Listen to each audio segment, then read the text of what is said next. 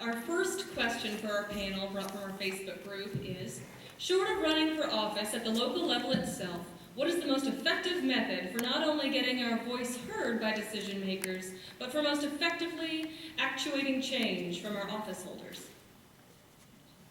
I'll take this first just because it's the subject of an op-ed that I wrote today as in the Inquirer, and it will be in print tomorrow.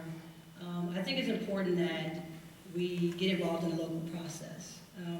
I spent a lot of my time both as a candidate but also when I was working in PG's office, going to community council meetings and doing a lot of things around local politics, and there's a huge void of people, especially the creative and I will even say younger people who want to be involved in local government. I'll be the first to tell you that, community council meetings are not as sexy as walking in the park with, 10,000 other women, but it's amazing. It's a way that you can affect your community.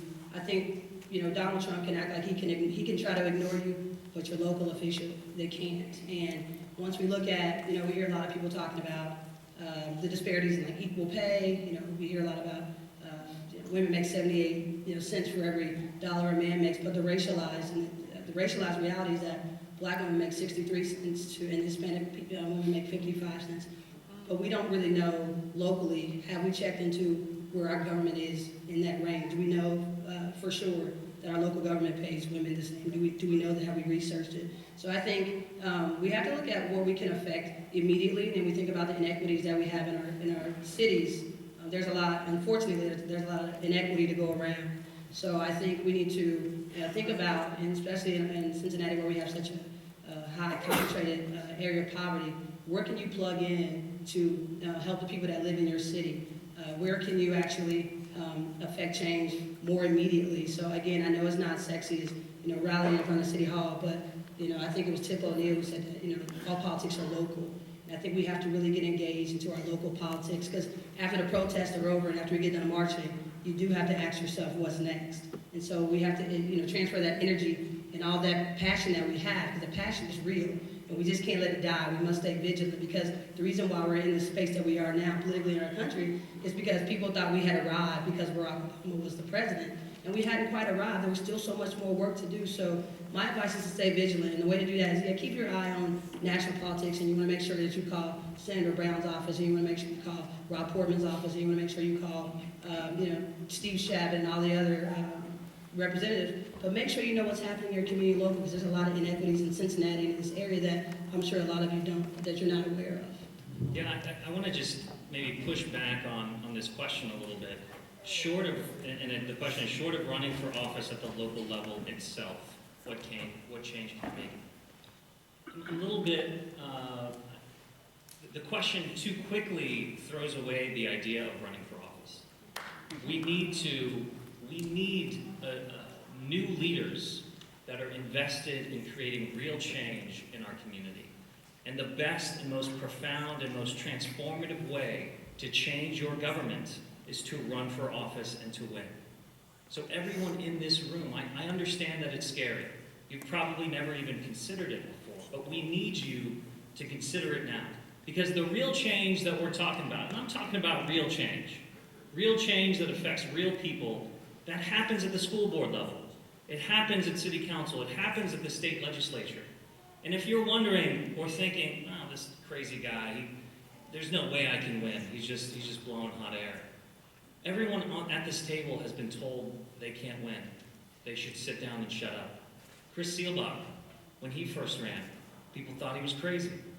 They thought there's no possible way this man could win. He worked hard, he proved them wrong, and now he's the most courageous council member that we have. When I was thinking about running for office, people looked at me like I was crazy. A brown guy with a funny name winning in Hamilton County? Absolutely no way. We worked hard, we organized, we talked to voters, we learned about the issues, we invested ourselves in the community, and we were elected, and now we have the opportunity to create real change. So please, don't just dismiss the idea of running for office, because we need new leaders at every level of government. So a couple thoughts, and I agree with Aftab, but I'm going to go the other direction and say, if you decide not to run for office, some advice. And I think the best way to volunteer or to donate your time and money is to get out of your comfort zone. And I think what the comfort zone is social media. It's Twitter and Facebook.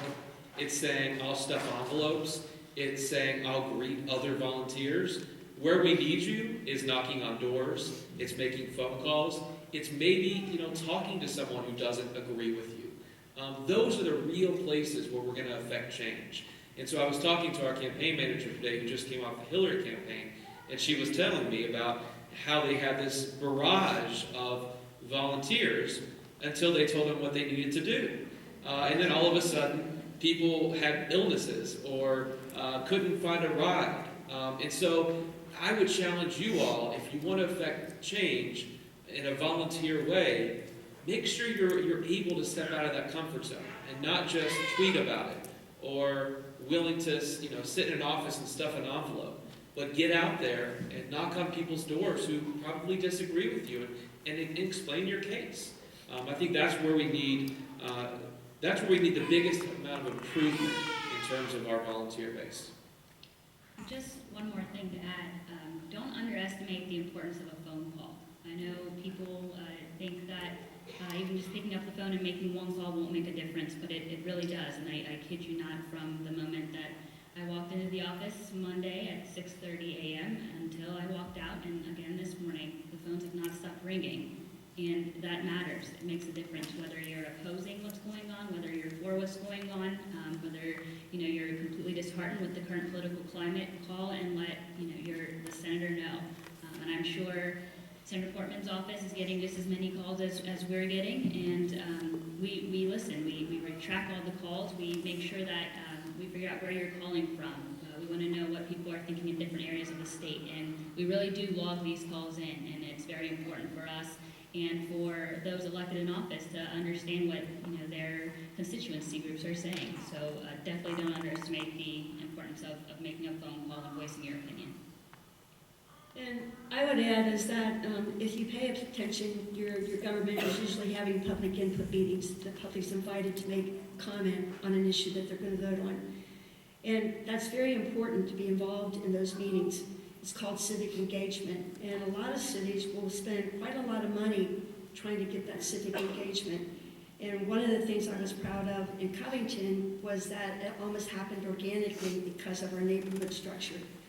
We had huge civic engagement, which I was very proud of because before I was on commission, there would be public input meetings. It was just checking off things on the list that they had to do. The input that they received was never used.